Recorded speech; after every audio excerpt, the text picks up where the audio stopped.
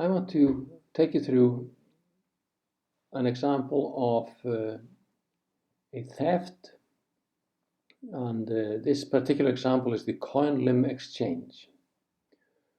Now, CoinLim was an exchange which was on coinlim.com, but if you go to coinlim.com today, you will see that there's no site here. If you're lucky or unlucky enough to have had an address in a cryptocurrency at the exchange, then those funds will be gone.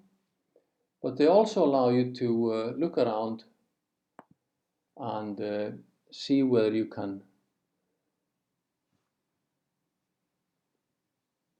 figure out what has happened to those coins.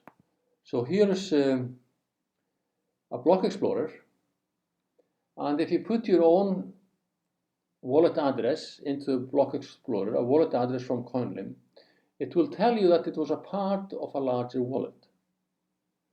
And the way it can do that is because it can see where the contents of your address were spent with the content of other addresses. And it turns out that this was done on a particular day, 14 days ago today, when this is being taped. And everything basically was deposited to a single address, this BD7AY address, 2 weeks ago. And it was done in this particular transaction. So if you were to look up your address, it would be one of these, and it would all of this stuff would have been sent to a single output address, this BD7 thing down here.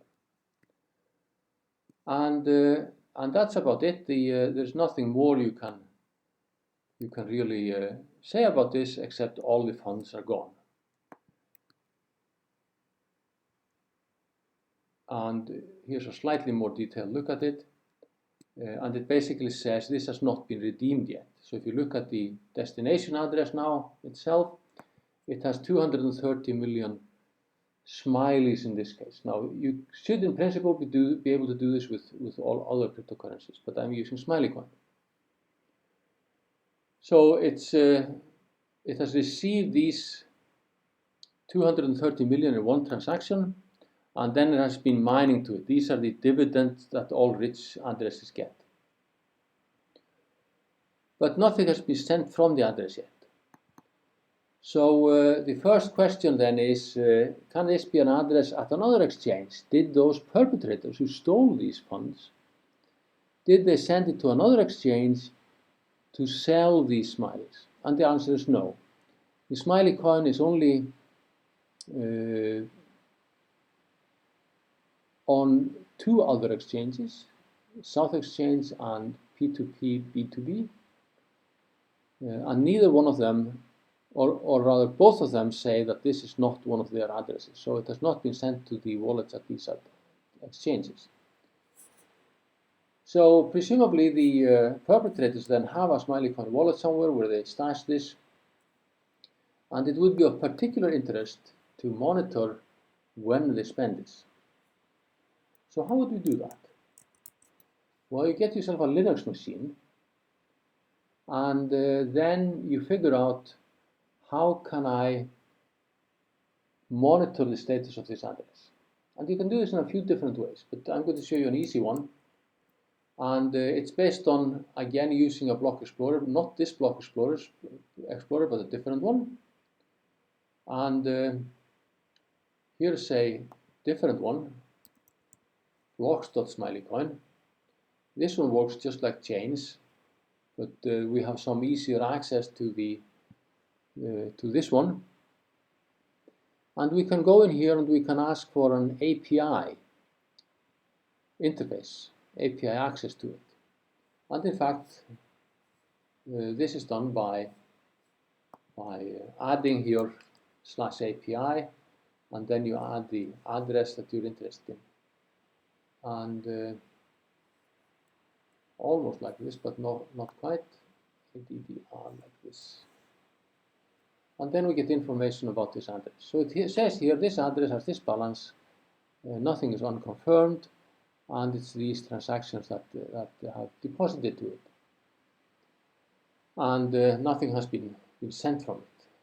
Now we can also get the balance, and we can do a few other things. So let's see how we would do this to set up a continuous monitoring scheme. So something like this. Here's a command. This curl command here asks for the balance of an address. So in addition to getting all the details, you can also add /balance at the end. Let's see how this works in the browser. /balance. And then we only get the balance. So what we want to do is we want to run this command every few minutes or so, check the balance, and see whether it has changed. Now, remember, it gets paid dividends, so we really only want to see if it goes down, if it gets spent. So to do that, we are going to use run curl, and we'll set up a sweet little command like this, called theft. So here we take the balance, we store that in an output called theft, and then we check store the output in a variable called theft, and then we check if the content of the variable happens to be less than this number. Not equal, but less than. And if they have, then the funds have been moved, and so send me an email.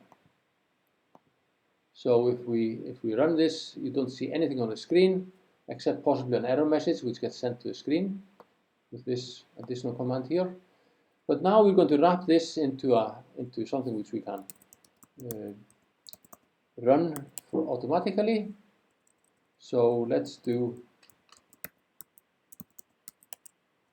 that. So this is just a shell command which runs theft and then sticks all the output into the bit bucket. So when this command is run, nothing ever appears on the screen. It might send a mail, but no error messages will appear on the screen. And that's perfect for cron tab. So we set up a cron tab job, and that's already here. So for every hour, every day of the week, 11 minutes, 21 minutes, 31 and 41 minutes past the hour, this script will be run. Now you might want to do this more generically, so it's not just in your home directory, but that's largely beside the point. So as long as you don't get an email, you're happy. If you do get an email, then that will be an indication that funds are moved, and then you want to contact the exchanges again to see whether they have received these funds.